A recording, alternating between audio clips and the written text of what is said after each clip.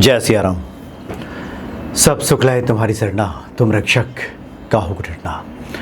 हनुमान जी की साधना के दौरान जो कुछ भी हमारे जीवन में घटित होता है वो यूं ही नहीं होता, उन सब का कोई ना कोई गहरा अर्थ भी होता है। बहुत से लोग जो 11 दिवसीय 21 दिवसीय साधनाएं करते हैं उन दिनों में बहुत से अलग अलग प्रकार के अनुभव भी उन्हें प्राप्त होते हैं। कुछ लोग सपनों में भी बहुत सारी चीज़ें देखते हैं, लिख करके भेजते हैं कि हमने सिंदूर देखा, गदा देखा, कोई बड़ा वानर देख लिया, नदी देख लिया। इस तरह की बातें भी आती हैं सामने कि इन सपनों का क्या कोई वास्तव में महत्व होता है, इसका क्या अर्थ हम समझें। प्रत्येक जो सपना है क्या कोई आध्यात्मिक संदेश देता है क्या, इसके बारे में आज हम बात करेंगे। हालांकि ये भी स्पष्ट कर दें कि बहुत से जो सपने हम देखते हैं रात्रि में उन सब का कोई बहुत महत्व नहीं होता। बहुत सारी चीज़ें जो हमारे मन में चल रही होती हैं उसका भी प्रतिरूपण उस माध्यम से होता है, लेकिन फिर भी साधना काल के दौरान अगर कुछ हम विशेष देखते हैं तो उसका अर्थ तो होता ही है। लेकिन प्रत्येक सपना कोई आध्यात्मिक संदेश देता है ये भी नहीं कहा जा सकता, लेकिन कुछ सपने ऐसे हैं जिसका महत्व है। अब जैसे साधना काल के दौरान जो हनुमान जी की भक्ति करता हो, कुछ विशेष साधना कर रहा हो, कुछ उसकी इच्छा हो, कुछ मनोकामना हो, वो चाहता है कि वो मनोकामना पूरी हो जाए, तो कुछ सपने इस प्रकार के हैं जो संदेश देते हैं कि वो सही मार्ग पे है, साधना उसकी फलीभूत हो रही है और ईश्वर कृपा बहुत जल्द बरसने वाली है, ईश्वर का वो कृपा पात्र वो व्यक्ति बनने वाला है। पहला तो ये है कि इष्ट का ही दर्शन हो जाए। जिस इष्ट की हम आराधना कर रहे हैं वो इष्ट स्वयं अगर सपने में दर्शन दे दें तो इससे बढ़ के क्या हो सकता है। हनुमान जी के ही दर्शन हो जाए, भगवान राम, सीता, लक्ष्मण जी, राम दरबार, देवी देवता दर्शन दे दें तो ये तो अहोभाग्य। ये बहुत विरले लोग होते हैं जिस प्रकार के सपने जो देखते हैं, जिनके सपने में जो इष्ट हैं वो प्रकट होकर के कुछ कहते हैं। बहुत से इस प्रकार के हम देखते हैं कि जहाँ प्रसिद्ध मंदिरों में जाना होता है तो पता चलता है कि कोई वहाँ पे संत जी थे, इनको हनुमान जी ने दर्शन दिया और कहा कि अमुक जगह पे आप मंदिर बनाएं या फिर ये कार्य करें। किसी राजा को स्वप्न दिया हनुमान जी ने। इस प्रकार की बातें भी आती हैं। दूसरा है कि जो हनुमान जी के प्रतीक चिन्ह हैं, सिंदूर, चूँकि हनुमान जी को सिंदूर अर्पित किया जाता है, गदा, ध्वजा, ये सब जो प्रतीक है हनुमान जी का, ये प्रतीक भी अगर सपने में अगर आपको दिखे, या फिर कई बार होता है कि अनायास ही ये चीज़ें बार बार आपके सामने आने लगे जागृत अवस्था में भी, तब भी ये बड़ा ही शुभ संकेत माना जाता है कि आपके सपने जो हैं वो फलीभूत होने। विशेष प्रकार के कुछ नंबर भी हैं, वो जब दिखने लगें तो लगे समझिए कि ईश्वर की कृपा जो है बरसने वाली है। कोई बड़ा वानर यानी सामान्य आकृति से बड़ा दिखाई दे, विशेष दिखाई दे, कुछ जैसे सुनहरे बालों वाले वानर को कुछ लोग सपने में देख लेते हैं, बड़ी आकृति वाले, इस प्रकार के दर्शन होने लगते हैं तो ये भी शुभ संकेत माना जाता है। आप देख रहे हैं कि मंदिर का दरवाज़ा खुला है, सपने में आप मंदिर में प्रवेश कर रहे हैं, अंदर गए हैं तो वहाँ दिया जल रहा है, इस प्रकार के सपने अगर आते हैं तो ये भी हनुमान साधना के फलीभूत होने के लक्षण हैं।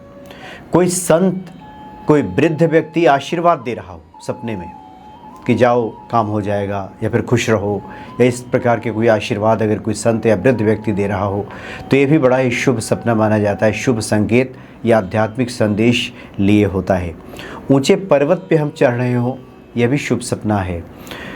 नदी स्नान कर रहे हों, गंगा नदी में या किसी पवित्र नदी में, साफ पानी जहाँ पे है हम स्नान कर रहे हों तो फिर ये शुभ संकेत माना जाता है, ईश्वरीय कृपा का ये लक्षण है। सपने में कई बार होता है कि राम नाम सुनाई देता है दूर से, कि कहीं दूर कोई ध्वनि आ रही है, राम नाम कानों में पड़ रहा है, ये बड़ा ही शुभ सपना होता है। मनोरथों की सिद्धि के लिए समझिए कि ये सपना है। या स्वयं हम जप रहे हों, हनुमान जी का नाम जप रहे हों, राम जी का नाम जप रहे हों, इष्ट का नाम जप रहे हों तो यही बड़ा ही शुभ और सकारात्मक सपना होता है।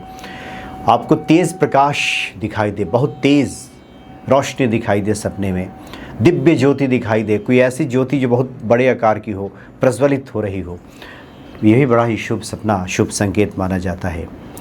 और ठीक इसके उलट अगर कुछ सपने दिखाई दें, हालांकि फिर हम स्पष्ट कर दें, इसे घबराने की आवश्यकता नहीं होती है। इसके लिए है कि मंदिर जाकर के कुछ इस प्रकार के विपरीत सपने अगर आ रहे हो तो मंदिर जाकर के हनुमान जी के दर्शन करने चाहिए, अपने ऊपर से नारियल 7 बार घुमा करके हनुमान जी के मंदिर में अर्पित कर देना चाहिए। तो इस प्रकार का जो बुरा प्रभाव पड़ने वाला है सपने का, या फिर किसी कारण से ग्रह बाधा की वजह से भी जो दिक्कतें आ रही हैं वो दूर हो जाती है। तो घबराने की आवश्यकता नहीं है, सिर्फ जानकारी के लिए रखें कि इस प्रकार की अगर सपने आते हैं तो विशेष कुछ उपाय कर लें।